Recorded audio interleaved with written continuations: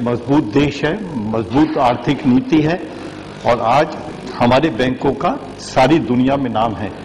State bank को लोग बड़ी अच्छी नजर से देखते हैं और जो भी काम स्टेट बैंक करता है वो जहां आर्थिक रूप से जो हमारी नीतियां हैं उनको आगे बढ़ाने के लिए करता है, वहां हमारी जो सोशल ऑब्लिगेशंस है उसको भी पूरा करता है।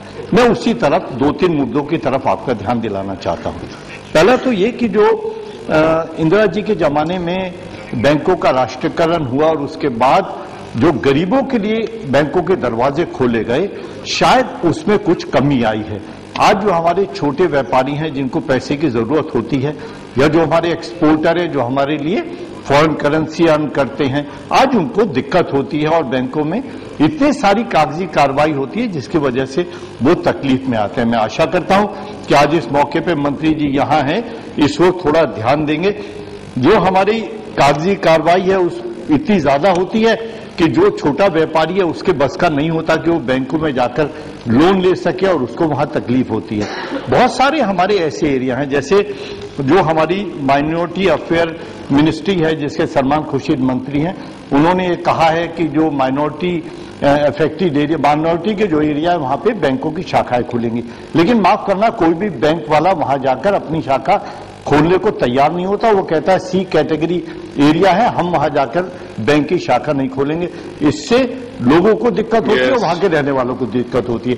दूसरा, जो गरीब इलाके हैं वहां अब जैसे जो गरीब औरतें हैं जिनको पेंशन आती है या छोटे व्यापारी हैं, वो बैंक अकाउंट खुलवाने कहां जाएंगे? नई दिल्ली तो आने से रहे, तो वो सबसे ज्यादा उनको उस बारे में दिक्कत होती है। मैं आशा करता हूं कि आपको गाइडलाइंस ऐसी देंगे जिसमें उनको भी इसका फायदा हो।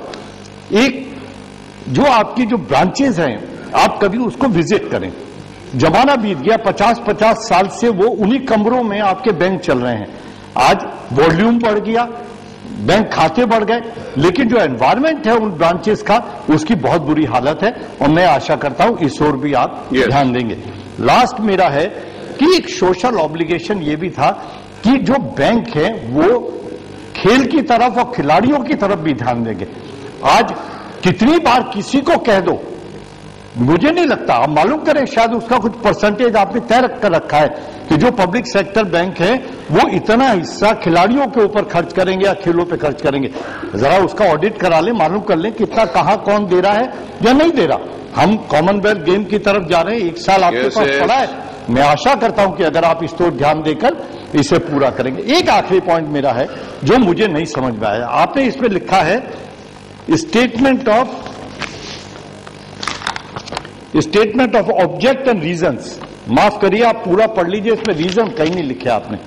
स्टेटमेंट ऑफ ऑब्जेक्ट्स तो लिखे हैं, सब्जेक्ट भी लिखे हैं, लेकिन रीजन नहीं लिखे। मैं आशा करता हूं कि आप थोड़ा सा बता देंगे सदन को कि किस लिए आप ये लाए हैं और मैं उसका भरपूर